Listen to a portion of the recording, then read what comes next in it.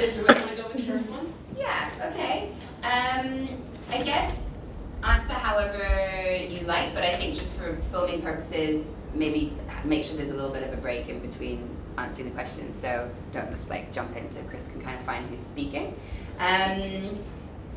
Yeah, do you guys consider yourself TCKs? Do you know what TCK is? Yeah. Yeah? Do you guys consider yourself TCKs?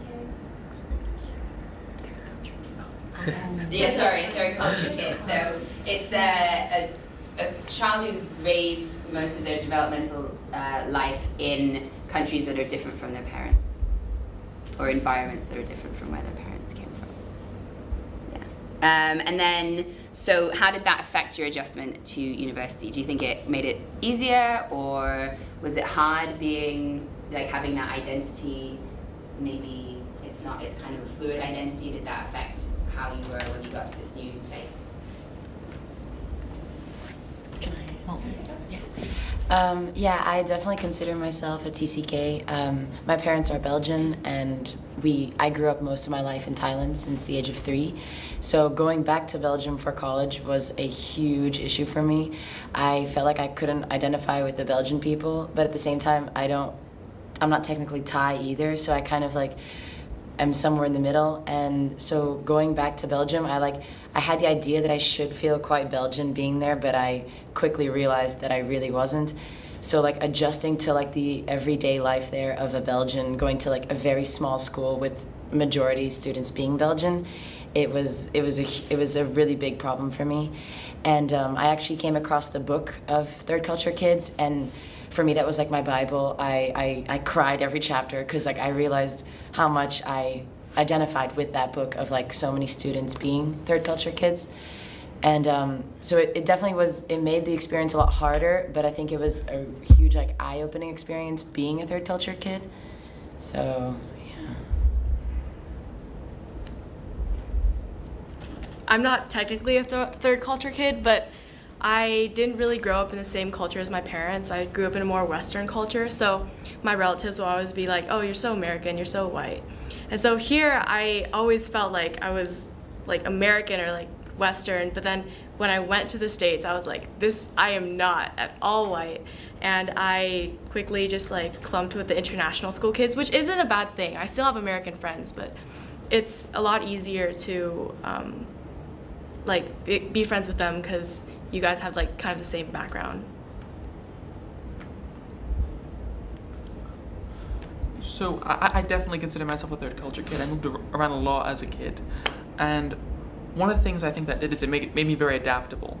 And that being the case, I felt like I was able to adapt a lot better to a new environment in college. A lot of the kids there, a lot of the Americans, a lot of the Europeans were a bit, ended up having a bit of a, it's weird watching myself, ended up a bit shocked, and I feel like they kind of felt lost in a new environment. I felt like having moved around so much, but coming from being a third culture kid, I was able to adapt a lot better. So that's my spiel.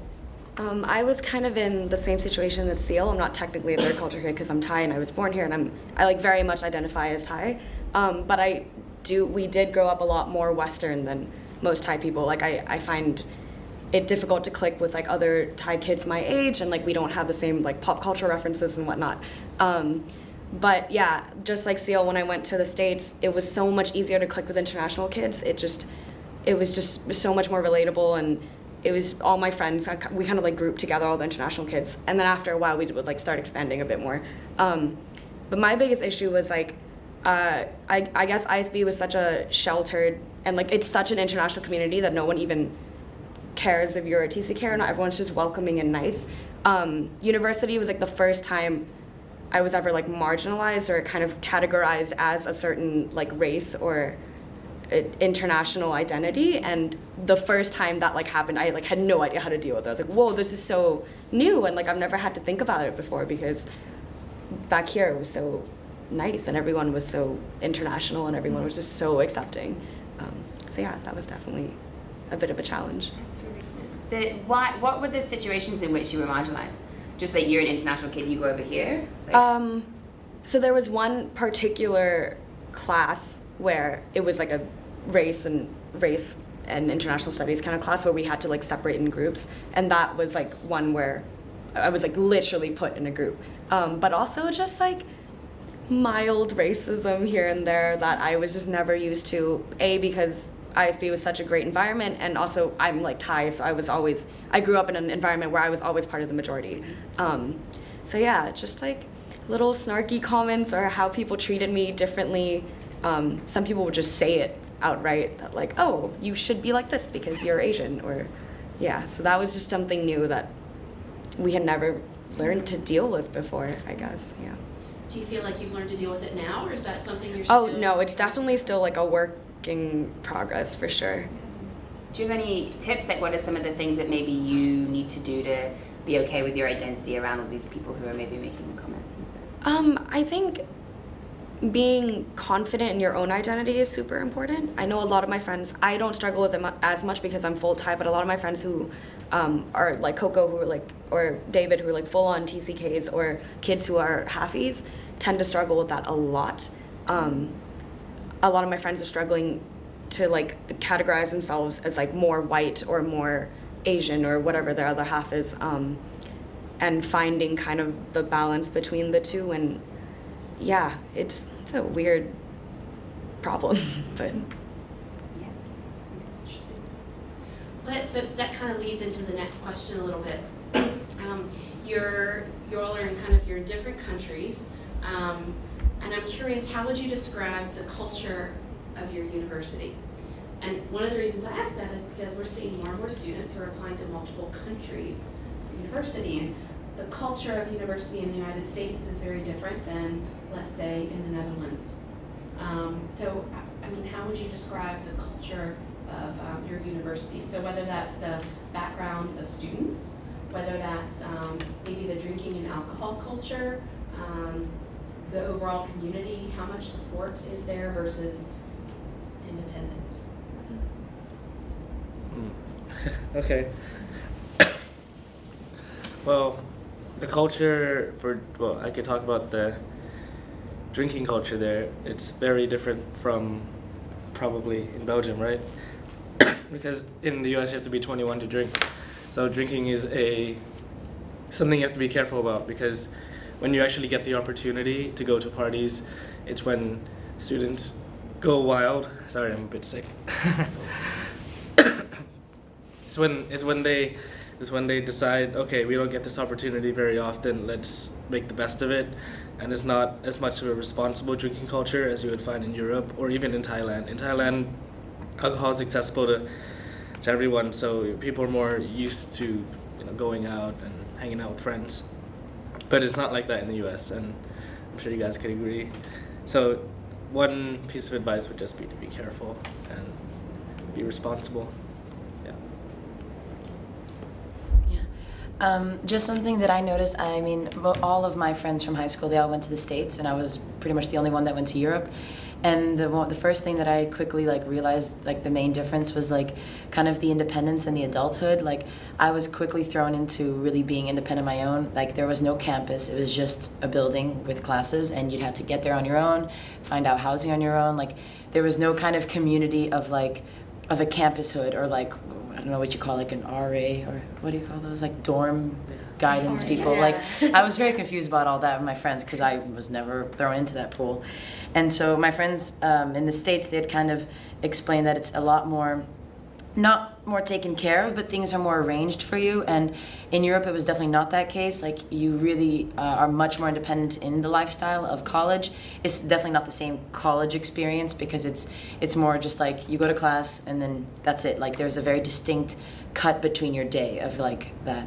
So yeah, like you said, the whole drinking stuff is obviously different in Europe. Being 18 is the age, so everyone who goes to college is legal. So the whole partying scene is definitely not as wild crazy because the students are kind of used to that because they're already at that age.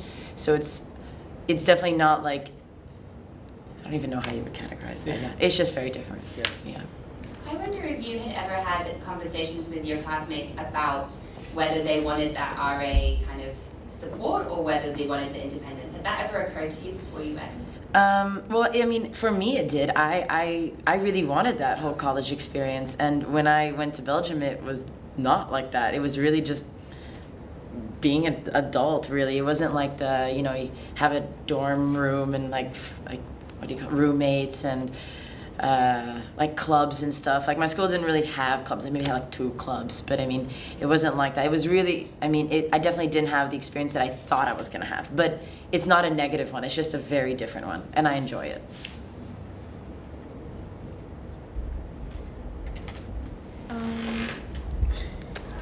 Mine has more to do with, I guess, like income.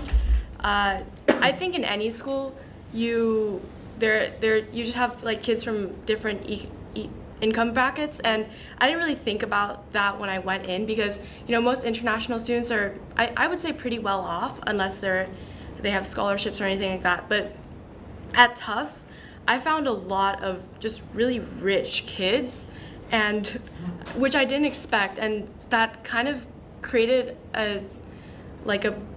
not a boundary, but there was less understanding between the two groups. And it was also interesting talking to kids who were on scholarships or financial aid, because they were completely different from me as well. And they were talking to me about how some people just don't understand where they're coming from, why they have to work a couple of campus jobs. And I think it was really interesting because for the well-off kids, they didn't really think about it. They have hoverboards, they buy like vineyard vines, they like walk around on campus, they're happy. But for the other kids who see that and they can't afford all these things, they experience the divide, but not kids in like the higher income bracket.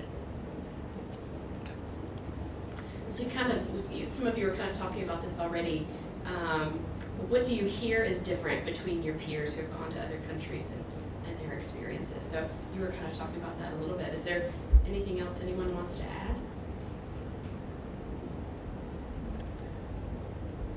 In Scotland. So would you restate the question? What's the culture at St. Andrews like, or what do you think it's like compared to maybe U.S. colleges? Well, I'm sure there is a difference. I mean, St. Andrews, a lot like you were talking about in Belgium, is a very mature environment. You're not getting the traditional college experience. You're kind of thrown into the fray, treated like an adult.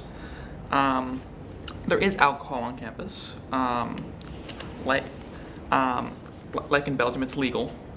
But one of the things I've noticed, especially with American students, is that having come from the U.S., not being able to drink when they were there, they arrive and they go crazy. So it's the Scottish students are responsible, and the American students are doing shots in the kitchen, which is an experience actually on Friday nights. Don't try to sleep. I'm not sure how to answer it more. I mean, it's quite a broad question. Okay. Yeah. Well, one difference you definitely see, depending on what kind of university you go to, if you go to a college without a campus, it's much different from one with a campus. So, cities like New York, Boston, with university towns would have a lot of campus universities, but a lot of universities based in the middle of the city that are more just dispersed. So you don't really have that boundary to affiliate yourself with.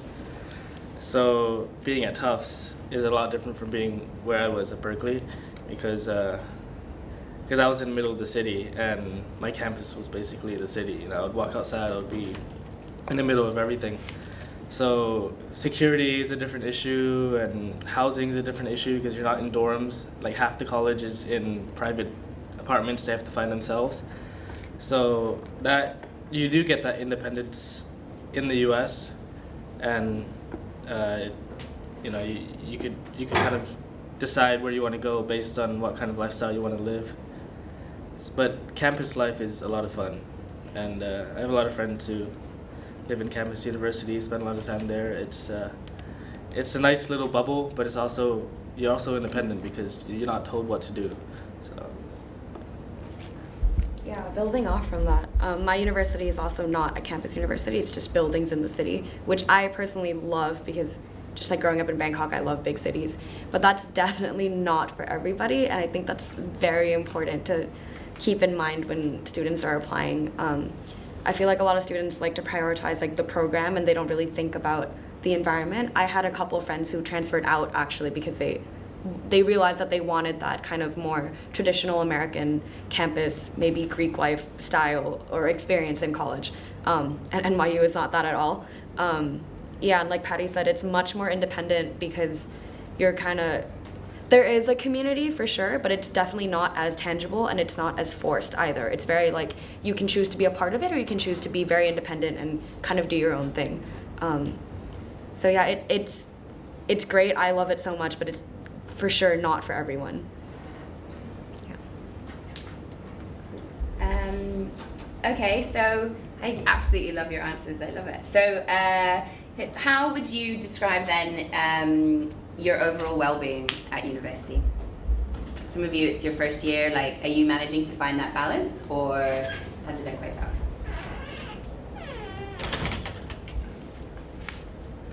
Well, my first year, I focused a lot on school, just because I didn't really know what else to do. I didn't start off in a dorm, so I was in my own housing. So it took a while to find a huge group of friends. I did have a group of friends, but it would just be easier to stay at home.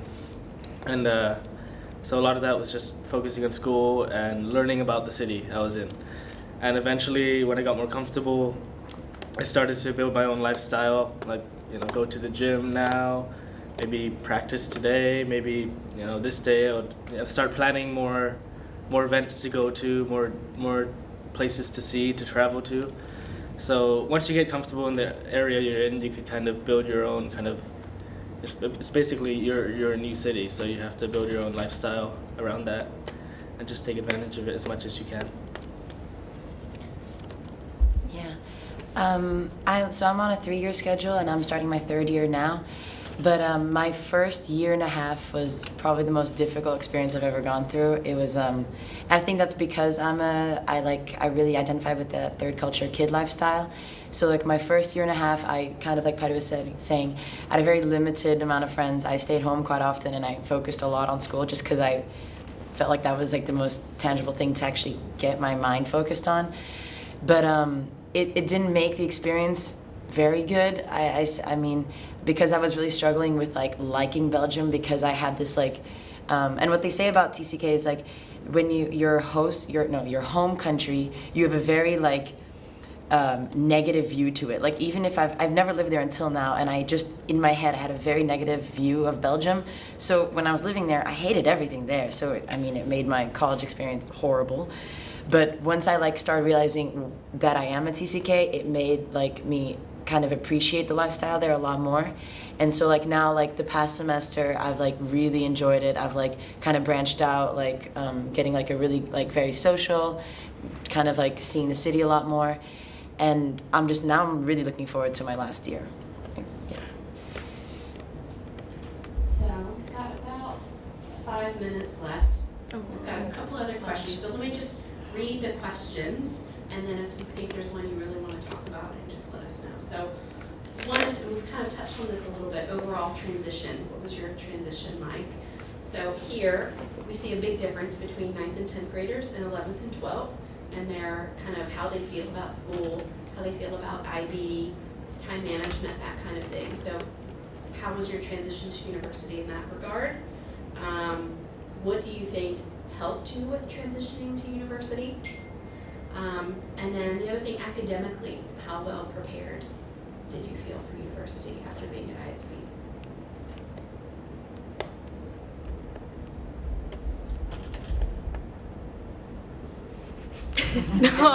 Okay. Yeah. Let me think about this really quick. One of the things that really helped was going to international orientation. I found my closest group of friends probably there, and we like branched out. Obviously, I have friends. But another thing would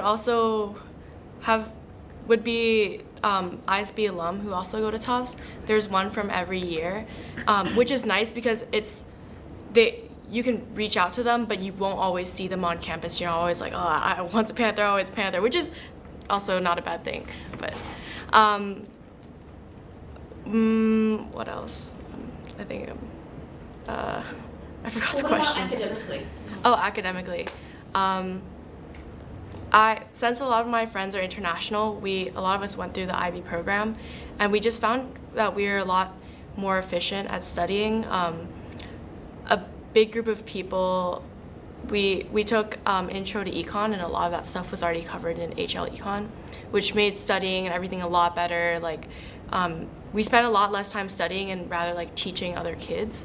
I noticed for kids who went to public schools, they didn't have a high standard of rigor. So when they were writing essays or things like that, like I could always refer to the format of like my EE or like my IAs, but for them, I feel like they didn't have as much experience with writing like formal papers as we did. Yeah, the academic transition is from IB is very different from what you would find in a state school. Just like because IB you automatically get credits transferred, such as A-levels. Any like program like that you get credits transferred, and that kind of bumps you up ahead. I actually got through that and through testing out of courses that I learned from IB Music. I was able to get a whole semester bumped out and graduate early. And different topic. I mean, that's up to you whether you want to graduate early. It's not always the best. If I could go back, I wouldn't graduate early. I would probably take more courses and try to learn more new things and enjoy my college life while I could. So that's one transition. Like you definitely learn that what you did in ISB, depending on the school, is a lot more rigorous. But if you're going to a really tough university, I mean, you don't expect that IB will make life easy for you.